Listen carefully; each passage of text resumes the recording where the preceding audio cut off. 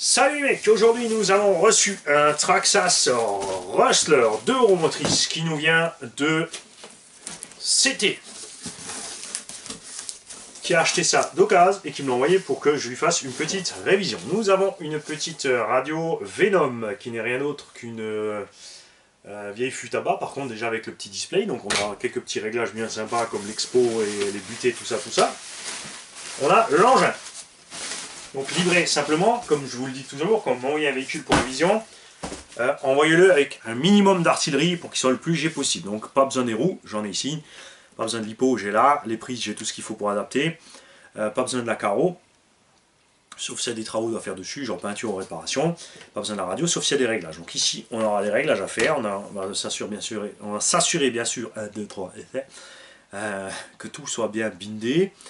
On va refabriquer une petite cale ici pour la lipo.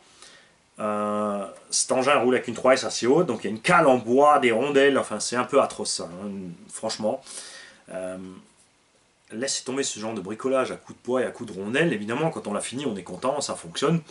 De l'autre côté après, si on se met sérieusement à regarder la machine, on se dit bon ben j'aurais peut-être pu faire mieux. Hein. Ok, ça fonctionne, ça marche, mais pour la vente, c'est quand même bien quand c'est plus propre. Donc finalement, tu finis par le faire plus propre pour la vente que pour ce que tu avais toi. Là, c'est pas le cas. Donc machine, elle est crade, mais sans plus.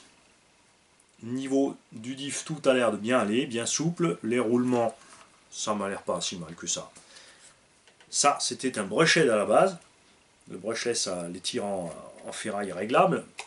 Même si, moi, je le répète, j'adore ces tirs en plastique. Ça permet de se tordre dans tous les sens, il ne se passe rien.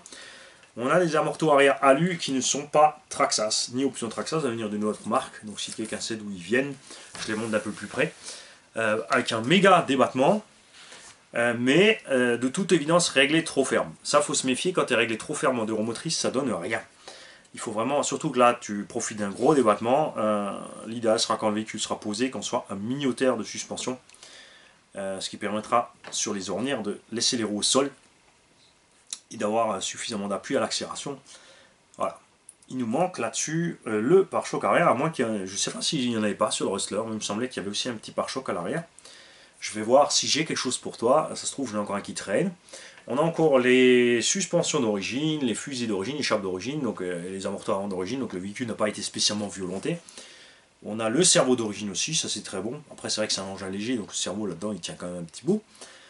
Donc là, un bon nettoyage. On va ouvrir évidemment le train arrière, c'est le plus important, pour faire ce qu'il faut, que tout ça fonctionne bien, et on fera évidemment un petit essai. Vous avez vu ce que ce Vélignon arrive à faire sur le Slash, c'est encore un Vélignon 2 pôles. Le 4 pôles a les condensateurs sur le Vario, là c'est la version 2 pôles. Faites gaffe. Si vous avez un moteur 4 pôles, il ne peut fonctionner qu'avec le Vario 4 pôles. Si vous avez un moteur 2 pôles, il peut par contre fonctionner avec le Vario 2 pôles et le Vario 4 pôles, ça c'est clair. Ne mélangez pas le 4 pôles moteur avec le Vario 2 pôles, ça ne marchera pas. Et je le répète, si les condos sont apparents sur l'extérieur, c'est le 4 pôles, ça c'est le vieux 2 pôles. Moi j'étais très content avec ce moteur, très violent, beaucoup de performance, tout ce que tu veux. Slash 4x4 s'envole déjà avec ça, je te laisse deviner ce qui se passe dans un petit Rustler de roues motrices. Vaut mieux mettre des roues derrière qui accrochent pas trop. Il a reçu un kit de vis inox cruciforme. C'est pas très grave puisque toutes les vis sont cruci. C'est très bien aussi. L'essentiel c'est d'avoir tout simplement un minimum de vis différentes pour que tu ne sois pas emmerdé sur le terrain pour travailler. Bon, quelques vis à droite à gauche. On vérifiera évidemment le slipper.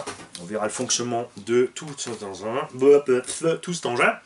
Et j'espère pouvoir te le renvoyer très vite grâce à l'aide de mes nains d'atelier. Pour que tu puisses en profiter maintenant qu'il fait beau, c'est le moment de pouvoir s'en servir. En tout cas, merci de ta confiance, TC, de nous avoir envoyé la machine. On se tient au jus. Je pense pas qu'il faudra investir quoi que ce soit au niveau réparation là-dedans. Donc on s'en tiendra au petit forfait révision, huile, collage, graisse, etc. Tout ce qu'il faut, soudure si besoin. Oui, là tu m'as pas dit.